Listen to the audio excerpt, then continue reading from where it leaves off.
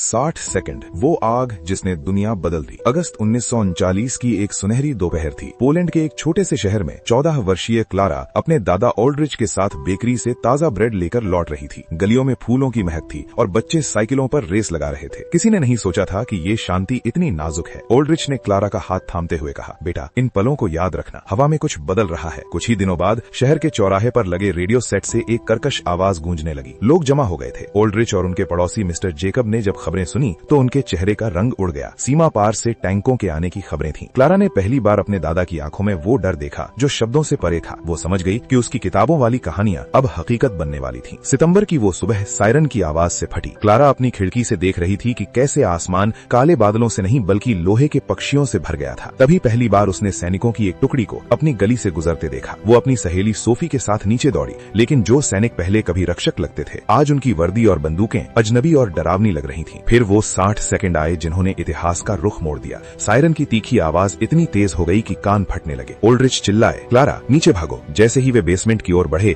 आसमान से आग बरसने लगी। 60 सेकंड के भीतर वो शहर जो हजारों सालों से खड़ा था धुएं और धूल के गुबार में गुम होने लगा। धमाके शांत हुए लेकिन आग अभी भी जल रही थी। जब क्लारा और ओल्ड्रिच बेसमेंट से बाहर आए तो उनकी दुनिया बदल चुकी थी। बेकरी जहां से वे ब्रेड लाते थे अब मलबे का ढेर थी। आसमान लाल और नारंगी रंगों से भरा था, लेकिन ये सूर्यास्त नहीं था। ये युद्ध की पहली आग थी जिसने मानवता के भविष्य को झुलसा दिया था। हफ्ते बीत गए। शहर अब एक कब्रिस्तान जैसा लग रहा था। ओल्ड्रिच और क्लारा एक छोटे से तहखाने में शरण लिए हुए थे। खाने की कमी थी और बाहर गोलियों की आवाजें संगीत बन चुकी थी। एक रात ओल्ड्रिच ने मलबे से एक पुरानी घड़ी निकाली जो अब बंद हो चुकी थी। उन्होंने कहा, वक्त रुक गया है क्लारा, लेकिन हमें चलते रहना होगा। अंधेरी रातों में उम्मीद ही एकमात्र रोशनी थी। क्लारा ने एक फटी हुई डायरी ढूंढ ली थी। वो मोमबत्ती की मध्यम रोशनी में उन लोगों के नाम लिखती जो अब नहीं रहे और उन सपनों के बारे में जो उसे अभी भी देखने थे। उसने अपनी डायरी में लिखा, युद्ध हमसे हमारा घर छीन सकता है लेकिन हमारी यादें नहीं। एक शाम जब वे पानी की तलाश में बाहर निकले, ओल्ड्रिच ने देखा कि उनकी पुरानी दुकान की दीवार पर एक छोटा सा पौधा